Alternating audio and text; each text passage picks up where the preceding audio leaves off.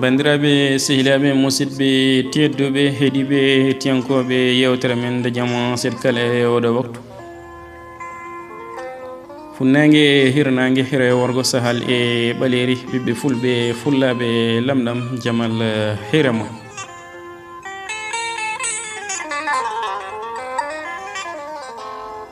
en beltanima dendagal bandiraɓe hettiyankoɓe yewtere men yewtere mon tinde ciftidari e namde yewtere nde ganduɗa ne heblanon mon ɗum musidɗo mon guiɗo mon Ablaye Bari e gorko mo Horka Diari daara e wuuro Koli siki ala bandiraɓe tedduɓe jamma nde o ko ni tigui nartoɗon e lowdi men e jamma hande o ko somande janfa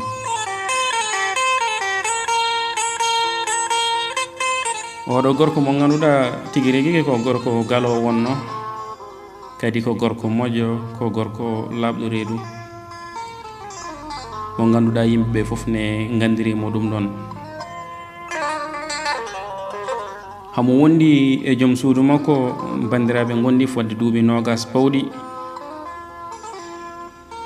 kanko gorko ko galo kadi ko jiɗodirde debbo haaɓe mbasodiri kanko gorko wasima debbo o wi ɗum so tawi adima kam kay tigui rigui yaltude aduna mi yaharami woppuma kankone debbo o e on saaha o wi gorko annene kadi tigui so tawi adima kam yaltude aduna annene minne mi yaharami woppuma bandiraɓe ɓe mbasodiri ɗum noon gurdam aduna Allah resi men reyni men zaman ne yaaha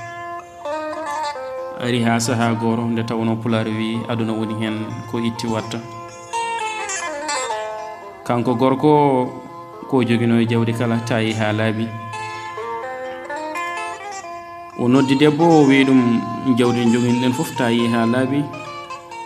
tene min arandi komi galo gonnomi hande o haydara mi heddora ha so tawi mi yahani yimɓe ñaaguimi ɗumen mi dañira ko gurdumi hande o min mi wawa wurdude ni hay mayde ɓurani kam ni o haaldi ɗum e debbo o wi joni kay ala ko yiɗi sona wartade saabu ɗam no gurdam hankkadi no natti yidde wurde ni e on saaha debbo wimo so tawi yeehi ha ala ko heddi sona aɗa warto min nane kadi kala to mayɗa mi mayat sarama e on saaha bandiraɓe ɓe piniri ɗum ɗon ɓe ngabbi e dow huɓere towde gorko o wi tigui so tawi mi limi ha timmi laabi tati en diwat debbo adodiri ɗum e gorko o limi goho ɗiɗi tati tan debbo o diwi gorko kam diwani debbo o ne yaaha ene ummi dow ne yaɓani leydi nde weddi guite mum dow foof tawa gorko nan dow huɓere arani debbo kam ne ari ha fandi leydi nde hene haɓɓuno parachute e on saaha o haɓɓiti para o regginimo ha darnimo e leydi kanko gorko o weddi guite makko less o yi debbo o ne dari haydara heɓani ɗum debbo kam ne weddi guite mum dow tawi gorko mum ne dari dow arani bandiraɓe musidɓe sehilaɓe tedduɓe e ɗiɓe namdal men tigui rigui ko ɗo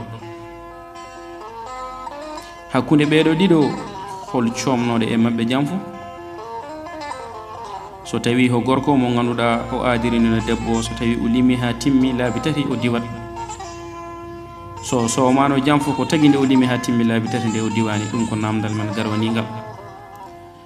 namdal men ɗimgal so tawi ko debbo tigui rigui kam somno janfo ko tagui debbo kam ne ene yooɓi para e muɗum tena gorko tinano ɗum ko ɗum ɗo tigui woni namdal men e jamma hande o